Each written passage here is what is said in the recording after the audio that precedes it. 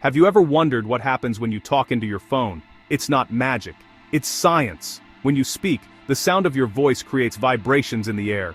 Inside your mobile phone, a tiny microphone, so small it's often a MEMS sensor, which stands for Micro Electromechanical System, catches these vibrations. This little device, along with a special computer chip, gets to work immediately. It takes the analog sound of your voice, which is a smooth and continuous wave, and translates it into a digital signal. Think of it like turning your spoken words into a secret code made up of just zeros and ones. This digital code is a perfect, clean copy of your voice. Once your voice is converted into this digital language of zeros and ones, your phone needs a way to send it out into the world. It can't just shout the numbers, right? Instead, it uses its internal antenna to transform that digital signal into something that can travel through the air. Electromagnetic waves. These are the same kind of waves that carry radio and TV signals. Your phone cleverly changes the properties of these waves, like their frequency or amplitude, to represent the zeros and ones of your voice's code. For instance, a low-frequency wave might stand for a 0, and a slightly higher frequency wave might stand for a 1. Now, these electromagnetic waves radiate out from your phone's antenna in all directions, carrying your coded conversation. They travel at the speed of light, but they can't go on forever. Just like the ripples you see when you drop a stone in a pond, these waves get weaker as they travel farther away from your phone. They can be blocked or absorbed by buildings, hills, and even trees. This is a big challenge for communication. If the waves just faded away, you could only talk to someone standing very close to you. That wouldn't be a very mobile phone, would it? To solve this problem, engineers came up with a brilliant idea: the cellular network. They divided the world into many small areas called cells. Each cell is usually drawn as a hexagon on a map, and, in the middle of each one there's a cell tower. Your phone doesn't have to shout across the entire country, it just needs to be strong enough to reach the closest cell tower. When your phone sends out its electromagnetic waves, the nearest tower is listening, ready to catch that signal and begin the next step of its amazing journey. It's an elegant solution to keep us all connected, no matter where we are. So, your voice, now a stream of invisible electromagnetic waves, has successfully reached the nearest cell tower. What happens next? You might think the signal just bounces from tower to tower through the air, like a giant game of catch, but that's not quite how it works. While the connection between your phone and the tower is wireless, the rest of the journey is surprisingly wired. Most cell towers are connected to a vast, hidden network of physical cables. These aren't old copper wires. They are incredibly advanced optical fiber cables, thin strands of glass that can carry information using light.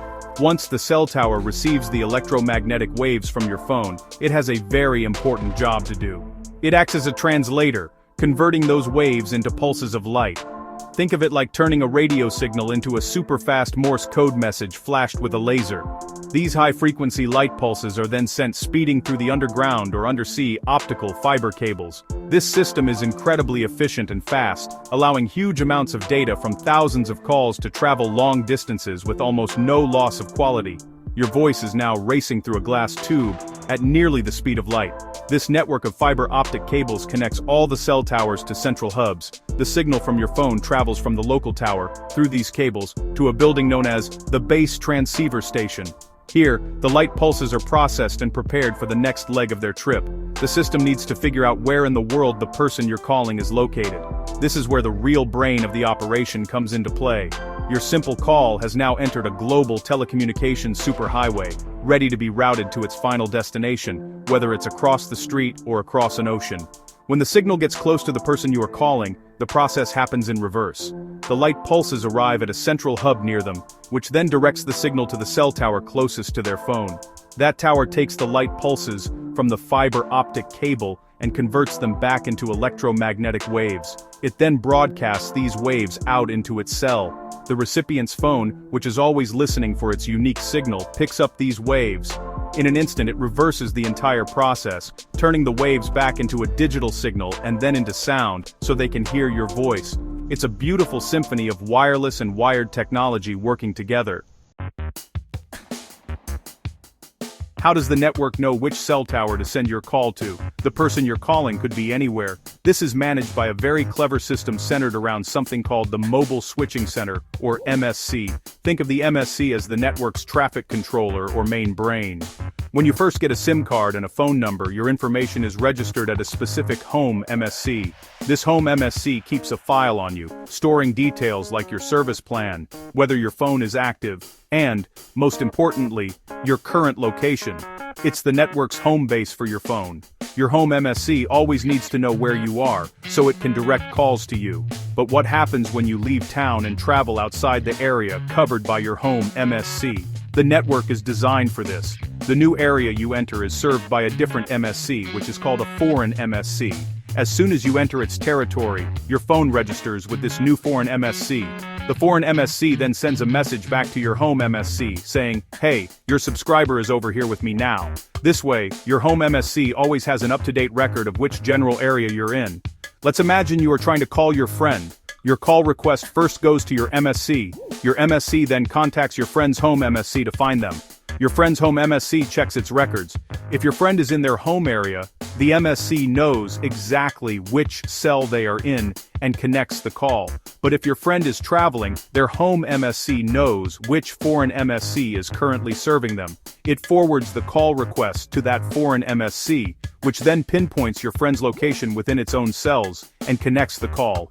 It's a brilliant handoff system that ensures you can be found anywhere in the world. This constant location tracking is why you can receive a call even when you're driving on the highway. As you move from one cell to another, your phone seamlessly hands off its connection from one tower to the next. The MSC orchestrates this entire process, ensuring your call doesn't drop. This system also helps manage the limited number of available radio frequencies. Each cell uses a specific set of frequencies, and neighboring cells use different ones to avoid interference. Within each cell, a technique called multiple access allows the available frequency slot to be shared efficiently among all the people making calls. It's like having many different conversations in the same room without them getting jumbled up. Mobile phone technology has changed incredibly fast. It all started with the first generation, or 1G. These were the big, chunky phones you see in old movies from the 1980s. 1G technology was analog, which meant the voice quality wasn't always great. Calls could be crackly, and because the signal wasn't encrypted, they weren't very secure. It was a revolutionary start, allowing people to make calls on the go for the first time, but it was inefficient. It used a simple method to divide frequencies, which meant not many people could make calls at the same time in the same area. Then came the 1990s and the arrival of 2G. This was a huge leap forward because it was digital. Going digital made calls much clearer and more secure. But the biggest revolution of 2G was the introduction of data services. For the first time, you could send a text message, an SMS. This completely changed how we communicate. 2G also allowed for very basic internet browsing on phones, though it was incredibly slow by today's standards. This generation marked the shift from phones being just for talking to being devices for sharing information.